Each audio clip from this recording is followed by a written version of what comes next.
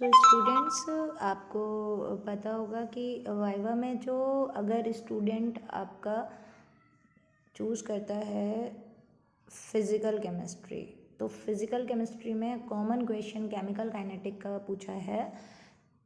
T half life period क्या होता है। टी 50% भी होता है। टी हाफ लाइफ पीरियड क्या होता है, ऑर्डर ऑफ रिएक्शन क्या होता है, and difference between order of reaction and molecularity of reaction. Half life period किसी भी स्टूडेंट ने नहीं बता पाया और ये बहुत ही इंपॉर्टेंट क्वेश्चन होता है। देन इलेक्ट्रोकेमिस्ट्री का क्वेश्चन था। इलेक्ट्रोकेमिस्ट्री में खराश लॉ एंड देयर एप्लीकेशंस, खराश लॉ एंड देयर एप्लीकेशंस, ठीक है। उसके बाद है जो इलेक्ट्रोकेमिस्ट्री में molar conductivity and effect on molar conductivity, effect on dilution of molar conductivity, ठीक है। बस यही दो क्वेश्चन आज सभी से रिपीटेड पूछा है। और उसके बाद है आपका सॉलिड स्टेट, जिन स्टूडेंट्स ने कहा है सॉलिड स्टेट में what is solid state, solid state क्या है, ठीक है। उसके बाद इसके क्या पार्ट्स होते हैं, तो आपने बोला कि इसके पार्ट्स जो होते हैं वो क्रिस्टलाइन और एमोर्फस होते हैं। तो फिर से उसके कि क्रिस्टलाइन के कौन कौन से पार्ट्स होते हैं। अब क्रिस्टलाइन के कौन कौन से पार्ट्स होते हैं, तो वो 4 पार्ट्स होते हैं। उसमें से आपको पूछा कि मेटेलिक सॉलिड्स जो होते हैं उनकी क्या प्रॉपर्टीज़ होती हैं। तो बेटा एनसीईआरटी में एक टेबल बनी हुई है क्रिस्टलाइन सॉलिड्स के, तो वो टेबल आपको पूरी पढ़नी है। उसी पर बेस्ड क्वेश्चंस आते हैं। उसी पर बेस्ड क्वेश्चन का मतलब हो गया कि आपको मान लीजिए constituent particles of ionic solid, constituent particles of covalent solids, इस तरह से आयनिक सॉलिड्स में कौन सा फोर्स ऑफ अट्रैक्शन होता है, जैसे इलेक्ट्रोस्टैटिक फोर्स ऑफ अट्रैक्शन होता है, इस तरह से examples of ionic solid, examples of metallic solid, examples of crystalline solid, example of amorphous solids, ठीक है। एमोर्फस सॉलिड्स के एग्जाम्पल्स जो हैं रबर है, आपका ग्लास है, इस तरह से। और एमोर्फस सॉलिड्स और क्रिस्टलाइन सॉलिड में क्या डिफरेंस होता है, आइसोट्रॉपी क्या होती है, and all definitions in English, not in Hindi कि आप एक्सप्लेन करें ऐसा होता है डिफरेंट डायरेक्शन में, नहीं, प्रॉपर स्टेटमेंट इन इंग्लिश जो आप लिखोगे थ्योरी में। सारे बोर्ड क्वेश्चंस ही पूछे हैं और उनका ये है कि जो आप बोर्ड क्वेश्चंस हैं तो आप वहाँ कैसे लिखोगे, आप तो करोगे नहीं, इस तरह से। तो उसके बाद है कि नेक्स्ट मान लीजिए आपको पूछा था स्कॉट की डिफेक्ट, स्कॉट की डिफेक्ट क्या होता है, फ्रेंकल डिफेक्ट क्या होता है। स्कॉट की डिफेक्ट और फ्रेंकल डिफेक्ट्स जो हैं वो एग्जाम्पल्स उसके बताइए, और कौन सा ऐसा है जो दोनों में होता है और क्यों होता है। स्कॉट की डिफेक्ट जो है उसमें अगर जो साइज़ होता है वो कैसा होता है, फ्रेंकल में साइज़ कैसा होता है, या फ्रेंकल डिफेक्ट अगर कोई शो कर रहा है तो क्यों कर रहा है, स्कॉट की शो कर रहा है तो क्यों कर रहा है। तो स्कॉट की में आपको याद होगा कि इक्वल साइज़ होता है दोनों का, इसके लिए स्कॉट की डिफेक्ट शो करते हैं। और जो फ्रेंकल होता है उसमें जो साइज़ होता है कैटाइन का वो स्मॉल होता है, ठीक है। उसके बाद एफ सेंटर्स क्या होते हैं, एफ सेंटर्स का किस में प्रिपेयर होते हैं, कौन सा टाइप ऑफ सॉलिड होता है या कौन सा टाइप ऑफ डिफेक्ट होता है, तो आप कहेंगे नॉन स्टीकियोमेट्रिक डिफेक्ट्स होते हैं। डेंसिटी का फॉर्मूला क्या होता है, उसमें जेड क्या है, Z for FCC, Z for BCC, N A यहाँ पर क्या है, उसकी वैल्यू क्या है, ए क्या होता है, ए और आर का रिलेशन सिंपल क्यूबिक सेल के लिए क्या होता है। इस तरह के क्वेश्चंस सॉलिड स्टेट में, सॉलिड स्टेट में इजी क्वेश्चंस हैं, लेकिन आज कोई भी नहीं उसको अटेम्प्ट कर पाया है अच्छे से। तो और सॉलिड स्टेट लेने पर आप एक नेगेटिव पॉइंट ये होता है कि क्यों आपने केवल फर्स्ट चैप्टर ही पढ़ा है अभी तक, 1 महीने बाद एग्ज़ाम है।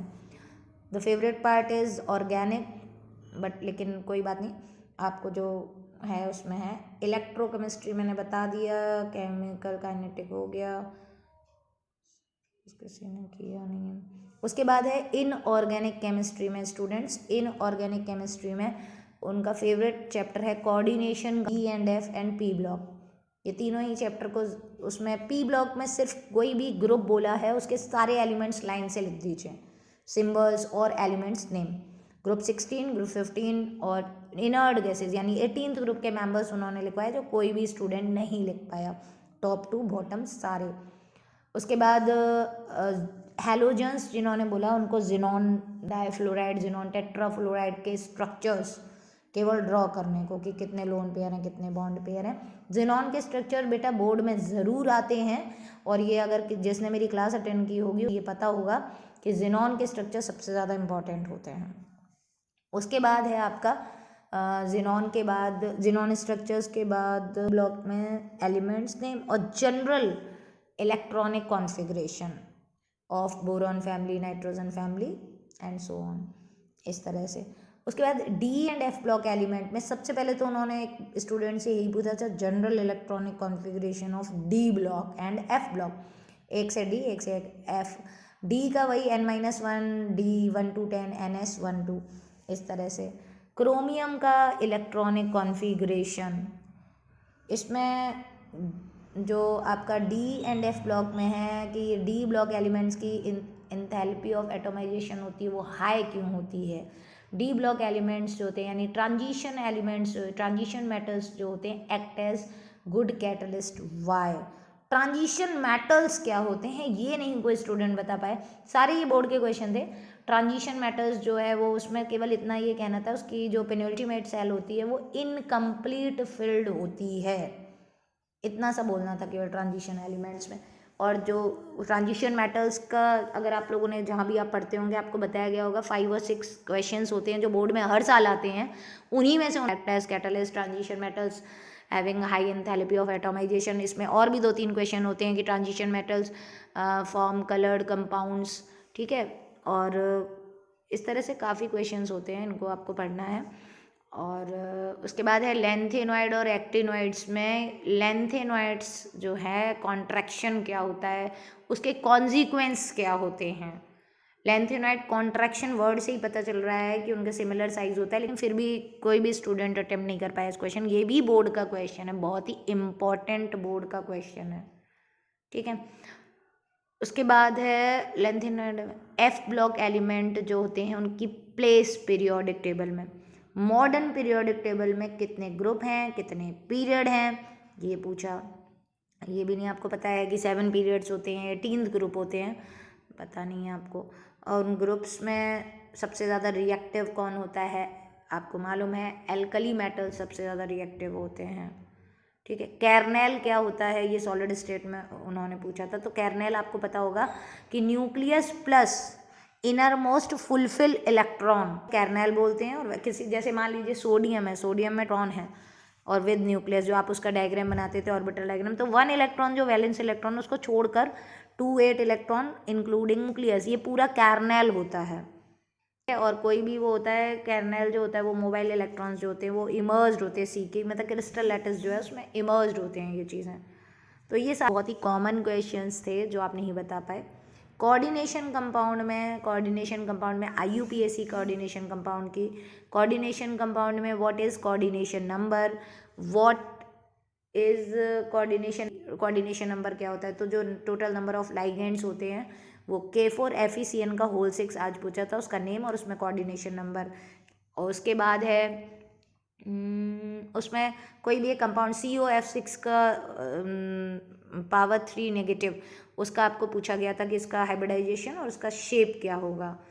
उसके बाद पूछा कि कोऑर्डिनेशन कंपाउंड में फुल फॉर्म ऑफ CFT क्या होता है, BVT की फुल फॉर्म क्या होती है, ये बहुत ही कॉमन क्वेश्चंस पूछे थे। लाइगेंड्स क्या होते हैं, रोल क्या होता है लाइगेंड्स का, इस तरह के बहुत ही कॉमन क्वेश्चन कोऑर्डिनेशन से पूछे थे। कोऑर्डिनेशन बॉन्ड कैसे बनता है, कोऑर्डिनेशन कंपाउंड्स जो होते हैं वो कैसे फॉर्म होते हैं, तो इस तरह से क्वेश्चंस जो हैं पूछा था। बायोमॉलिक्यूल्स जो है आपका, बायोमॉलिक्यूल्स भी एक बहुत ही अच्छा ऑप्शन है। बायोमॉलिक्यूल्स में उन्होंने पूछा कि ओलिगोसैक्राइड्स क्या होते हैं, पेप्टाइड बॉन्ड और पॉलीपेप्टाइड बॉन्ड क्या होते हैं, डिफरेंस क्या होता है पेप्टाइड बॉन्ड और पॉलीपेप्टाइड बॉन्ड में, what happens when glucose reacts with bromine water, DNA RNA में डिफरेंस क्या है। जो बायो के स्टूडेंट हैं वो बायोमॉलिक्यूल्स ज़रूर पढ़ के आए हैं, क्योंकि आपको वो बायोमॉलिक्यूल्स से ही ज़्यादातर पूछेंगे। ऑर्गेनिक केमिस्ट्री को बहुत अच्छे से तैयार कर लीजिएगा। फिजिकल और इनऑर्गेनिक केमिस्ट्री में कोऑर्डिनेशन और डी और एफ, ये बहुत वो है। सॉल्यूशन चैप्टर में हेनरीज लॉ क्या होता है, उसके एप्लीकेशंस क्या होते हैं, हेनरीज कांस्टेंट के, routes law for volatile and non volatile solutes. Routes law बहुत ही इंपॉर्टेंट है, उन्होंने पूछा भी राउट्स लॉ क्या होता है, कॉलिगेटिव प्रॉपर्टीज़ क्या होती हैं। कॉमन क्वेश्चन जो बोर्ड में हर बार आते हैं वही क्वेश्चंस डिस्कस किए। कोई भी आउट ऑफ सिलेबस क्वेश्चन नहीं था, कोई भी अनइम्पॉर्टेंट क्वेश्चन नहीं था, बहुत ही ज़्यादा इजी क्वेश्चंस थे फिजिकल के भी और इनऑर्गेनिक के भी। और but I suggest bio students choose biomolecules chapter and reaction of glucose with bromine water and all. Reactions of glucose are most important for bio examination for bio students. So इसको ध्यान रखिएगा कि biomolecules का chapter जो है वो उसमें जितनी भी ग्लूकोज की रिएक्शन है स्पेशली विद ब्रोमीन वाटर जो है वो सबसे ज़्यादा इम्पॉर्टेंट है। और इसके बाद और फिज़िकल में आपके सारे मैंने बताई दिए हैं। ऑर्गेनिक में नेमिंग इक्वेशंस जो हैं वो सारी ही पढ़ के आइएगा। मे बी कल कुछ नई इक्वेशंस जो हैं वो इंट्रोड्यूस हैं, जैसे रोजनमंड है, क्लेमेंशंस रिडक्शन है, स्टीफेंस रिएक्शन है, mechanism of hydration and dehydration, formation of ether by Williamson synthesis with their limitation, Wurtz reaction, Fittig reaction, Wurtz Fittig, ये Kolbe's reaction, Reimer Tiemann reaction, Dow's process, ये सारी वो reactions हैं जो बहुत ही important हैं और बोर्ड के लिए भी बहुत इम्पॉर्टेंट है। अगर इसी तरह अगर आपकी प्रिपेयर हो रही हैं तो अच्छी बात ही है। तो बस इतना ही है। All the best students. आपको कॉपी बिल्कुल भी सही, उसमें एक भी कटिंग नहीं होनी चाहिए, कहीं भी गलत नहीं होना चाहिए। वॉल्यूमेट्रिक एनालिसिस का आप लोगों को पेंसिल से लिखना है, लेकिन सॉल्ट एनालिसिस में जो एक्सपेरिमेंट ऑब्जर्वेशन है वो सब पेंसिल से नहीं लिखने हैं, वो पेन से ही लिखने हैं। कंटेंट बेस्ड एक्सपेरिमेंट जो है यानी फंक्शनल ग्रुप है उसको भी पेन से ही लिखना है। वॉल्यूमेट्रिक एनालिसिस में जितनी भी वैल्यूज़ हैं वो सब पेंसिल से लिखनी है, कैलकुलेशन पूरी पेंसिल से करनी है, ऑब्जर्वेशंस पेंसिल से लिखनी है, ऑब्जर्वेशन टेबल जो है वो पेंसिल से फिल करनी है। और वॉल्यूमेट्रिक एनालिसिस में सब कुछ पेंसिल से ही करना है। और 5 पेजेस हैं उनको पूरा यूटिलाइज़ करना है, ना बहुत ज़्यादा पास लिखना है, ना बहुत ज़्यादा दूर लिखना है। 19 लाइन्स इन ईच सेक्शन, तो उस अकॉर्डिंग आप अपना प्रिपेयर करके लाइएगा। All the best to all of you.